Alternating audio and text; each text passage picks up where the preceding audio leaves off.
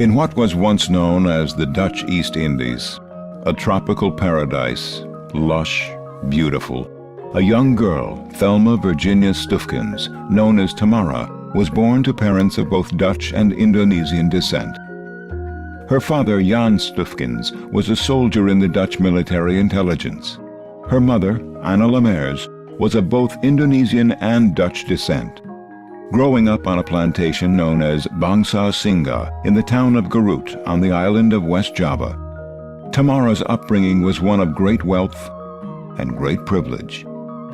But that would all come to end in March 1942, when the Japanese successfully invaded and conquered the Dutch East Indies.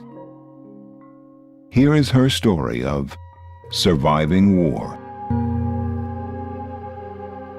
In March of 1942, the Japanese came marching down the streets, and I remember their uniforms, their khaki uniforms with a little cap, and their rifles with bayonets.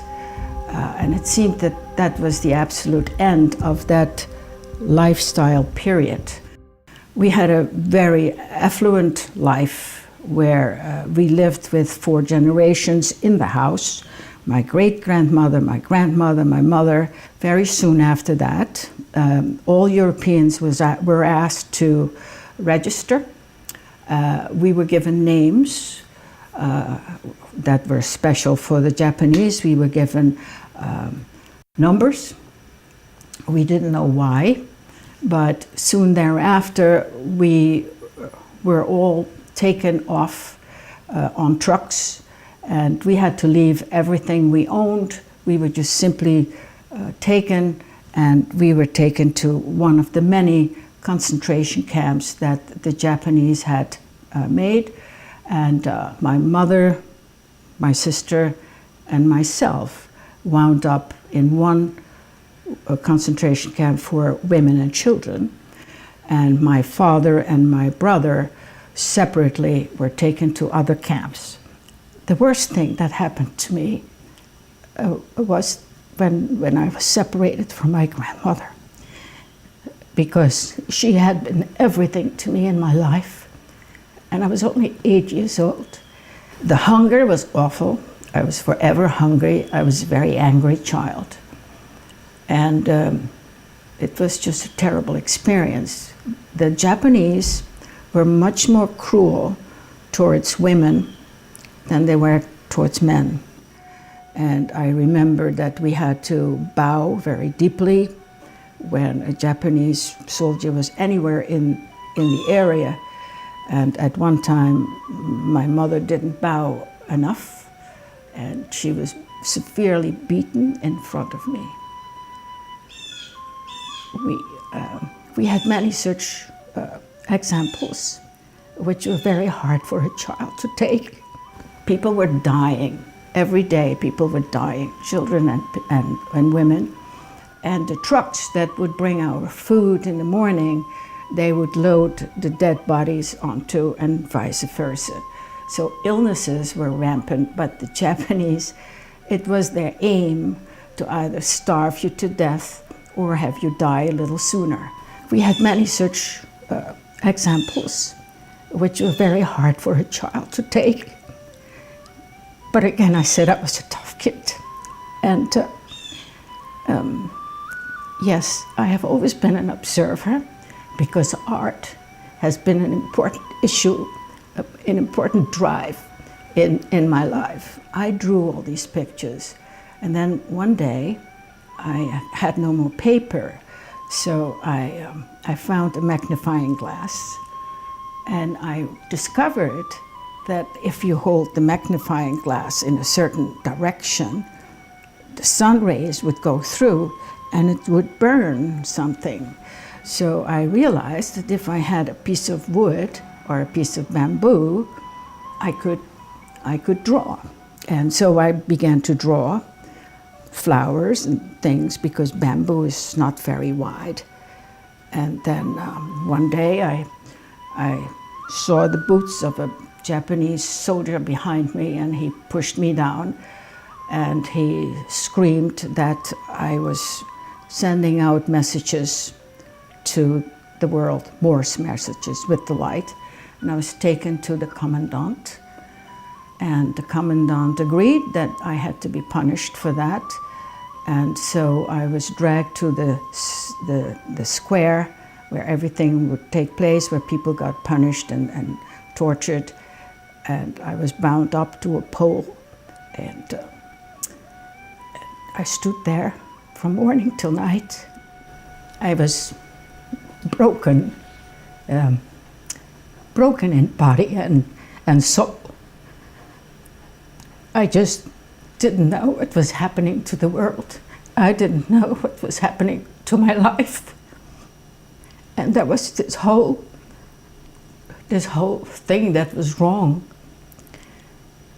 But I kept on surviving, and I always had that pain in my stomach from hunger. And we lived on bare feet. We had hardly any shreds of clothes on us. And it was just incredible. And then there was word that the Allied forces had come and that the war would be over.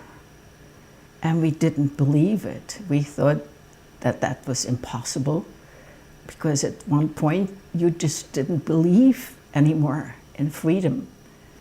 And yeah, it was true. And again, that square, there were British British planes flying over, and they were dropping pamphlets. And we were all running into the square to get the pamphlet. And the pamphlet said, "The war is over, stay calm. We're coming back tomorrow, and we will drop food and medicine."